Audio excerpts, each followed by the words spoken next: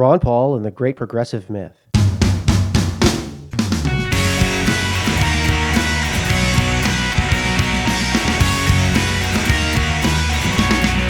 America got a perfect exposition of the Great Progressivist Myth in the September 12th CNN Tea Party presidential debate. The Great Progressivist Myth is this: if government doesn't do it, then it won't happen. If the government doesn't do it, it doesn't count. If a person is against government intervening, you therefore must favor the ends that liberal or progressive claims will happen without government intervention. In short, the Great Progressivist Myth is that you either favor government intervention or you are an awful person who wants some horrible consequence. How many people have been saved over the years by government versus how many have been killed by government? In his groundbreaking study, Death by Government, University of Hawaii professor R.J. Rummel noted that government killed 125 million innocent people in the 20th century, and that the death toll in peacetime was more than twice the death toll of wars. In this one statistic, the private sector could never compete. Government, clearly, is not the tool one must use to save lives, which leads us to the next part of the Great Progressive Myth that has been adopted by Wilsonian progressives. Today, that Wilsonian progressive mantle on foreign policy is claimed by people who call themselves neoconservatives. During that same debate, Congressman Ron Paul told the Tea Party audience, "But we're under great threat because we occupy so many countries. We're in 130 countries. We have 900 bases around the world.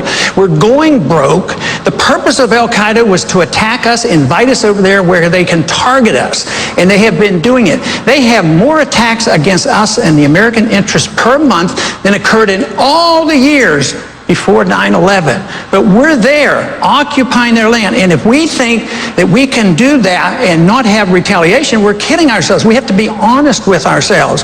What would we do if another country, say China, did to us what we do to all those countries over there?" So, former U.S. Senator Rick Santorum, a neoconservative who thoroughly accepts the progressive fallacy that you either favor government intervention or you're an awful person who favors some horrible consequence, responded to Ron Paul this. We are not being attacked, and we were not attacked because of our actions.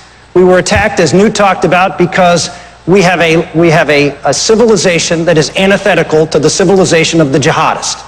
And they want to kill us because of who we are and what we stand for. And that the United States soldiers and sailors should continue to fight and die this way.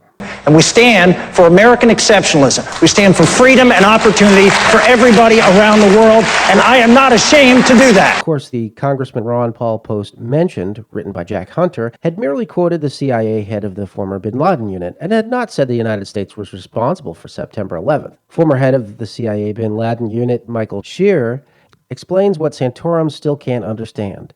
Our growing number of Islamic enemies are motivated to attack us because of what the U.S. government does in the Muslim world and not because of how Americans live and think here at home. But even though the United States is not morally responsible for the September 11th mass murders, they were a foreseeable, even understandable consequence of our foreign militarism. The best example of how military aggression can motivate murder is the Cold War-era movie Red Dawn, which starred Charlie Sheen and Patrick Swayze as teenage guerrillas in a hypothetical America occupied by Soviet and Cuban troops. During the warfare in the movie, Sheen and Swayze capture a Russian Special Forces soldier, and Swayze resolves to shoot the helpless soldier in cold blood. Charlie Sheen's character asks Swayze, "What's the difference between us and them, Jed? What's the difference?" No! Charlie, what's the difference between us and them? Swayze's character replies, We live here.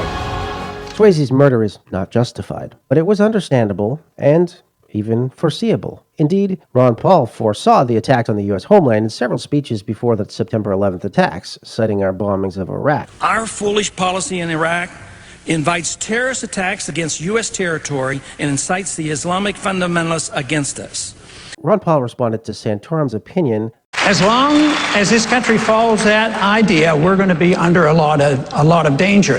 This whole idea that the whole Muslim world is responsible for this and they're attacking us because we're free and prosperous, that is just not true. Osama bin Laden and Al-Qaeda have been explicit. They have been explicit, and they wrote and said that we attacked America because you had bases on our Holy Land in Saudi Arabia. You do not give Palestinians a fair treatment, and you have been bombing. I didn't say that. I'm trying to get you to understand what the motive was behind the bombing.